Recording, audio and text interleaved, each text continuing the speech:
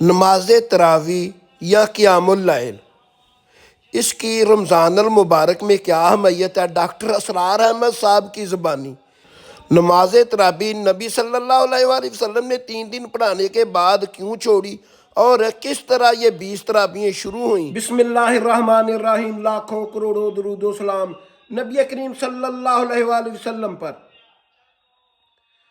نبی صلی اللہ علیہ وآلہ وسلم نے 3 دن تراویحیں پڑھائی ہیں، اور پڑھائی بھی تہجد کے وقت ہے، اور چوتھے دن اس لیے نہیں پڑھائی کہ میری امت میں کوئی مزدور بھی ہوگا، محنت کش بھی ہوگا، کیونکہ روزہ تو فرض ہے۔ اگر کسی نے گندم کاٹنی ہے، کوئی کام کرنا ہے، مشقت والا کام کرنا ہے، وہ فری ہے، کوئی عذر نہیں ہے، بیماری نہیں ہے، تندرست ہے، تو روزہ فرض ہے۔ نہیں رکھے گا تو اس کو گناہ ہوگا، اللہ جہنم میں ڈال دے گا۔ فرض ہے نا، کیونکہ 5 ارکان ہیں، وہ فرض کر دیے گئے ہیں: نماز، روزہ، حج، زکوٰۃ اور کلمہ فرض کر دیے گئے ہیں، اور بغیر کسی اجر کے رمضان میں روزے رکھنے چاہیے۔ اور یہ آسانی کر دی گئی ہے اللہ اور اس کے نبی کی جانب سے صلی اللہ علیہ وآلہ وسلم، کہ اگر کوئی ساری دیہاڑی محنت مشقت کرتا ہے، وہ تھکا ہوا ہے، اگر نہیں پڑھنا چاہتا تو نہ پڑھے۔ اس لیے نبی صلی اللہ علیہ وآلہ وسلم نے 3 دن تراویحیں پڑھائی ہیں، چوتھے دن نہیں پڑھائی۔ اور قرآن مجید میں اس کا کوئی ذکر نہیں ملتا، اور حدیث میں اس کا ذکر ملتا ہے، اور حضرت عمر فاروق رضی اللہ تعالیٰ عنہ کے دور میں پڑھائی گئی ہیں باجماعت،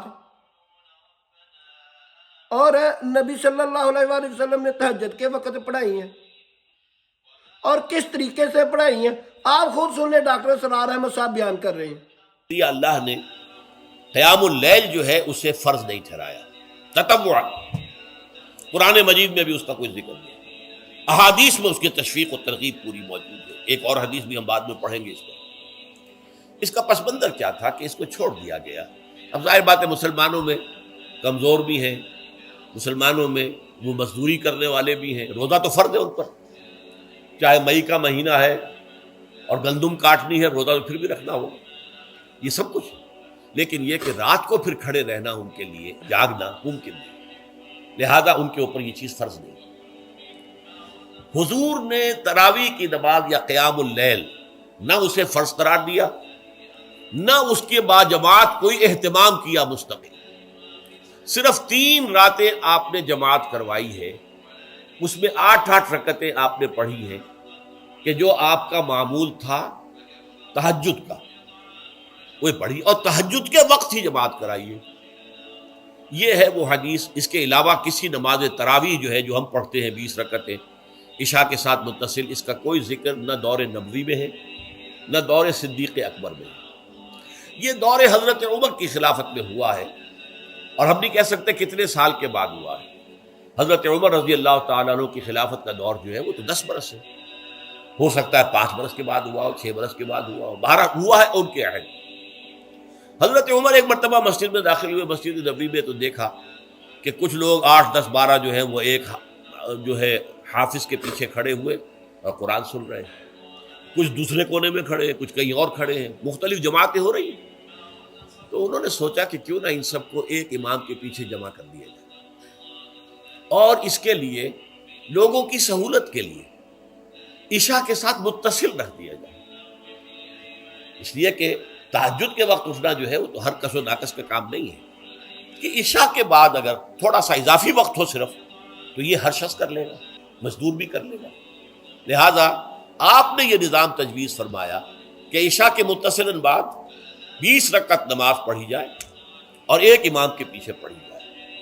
یہ گویا کہ اجتہاد ہے حضرت عمر رضی اللہ تعالی عنہ، اس کو آپ نے خود بدعت بھی قرار دیا، لیکن بدعت حسنہ۔ بدعت کس اعتبار سے؟ لغوی اعتبار سے، نئی بات، اس لیے کہ حضور کے زمانے میں نہیں تھی، تو یہ اس طریقے سے ایک نئی بات ہے۔ لیکن یہ بات کیونکہ بہت اچھی ہے، بہت عمدہ ہے، آپ جب یہ نظام چل پڑا تو ایک دن مسجد میں آئے، دیکھا کہ بڑی بھری مسجد ہے، صحابہ کھڑے ہیں اور ایک امام کے پیچھے قرآن سن رہے ہیں، آپ نے فرمایا نعم البدعۃ ھذہ، یہ جو ہم نے نئی بات شروع کی ہے یہ بہت اچھی ہے، بہت عمدہ ہے۔ اب یہاں سے فرق واقع ہو گیا ہے۔ ایک تو اہل تشیع جو ہے وہ تو ویسے ہی حضرت عمر سے بہت دشمنی رکھتے ہیں، عناد رکھتے ہیں، تو حضرت عمر کے اجتہادات سے انہیں نفرت ہے، انہیں دوری ہے، چاہے وہ کوئی سا بھی حضرت عمر کا اجتہاد ہے۔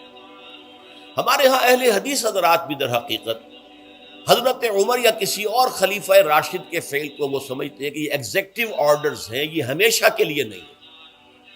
حضرت عمر نے اپنے دور میں ایک نظام قائم کیا، ان کے دور کے لیے ٹھیک تھا، یہ ہمیشہ کے لیے نہیں ہے۔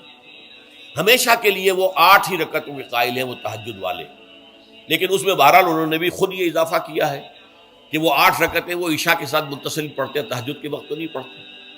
اور حضور نے تو صرف 3 روز جو ہے وہ کرائی تھی جماعت، وہ لوگ 30 دن یا 29 دن پڑھ رہے ہیں، تو اضافہ تو انہوں نے بھی کر دیا، تو نظام میں تبدیلی تو ہو گئی۔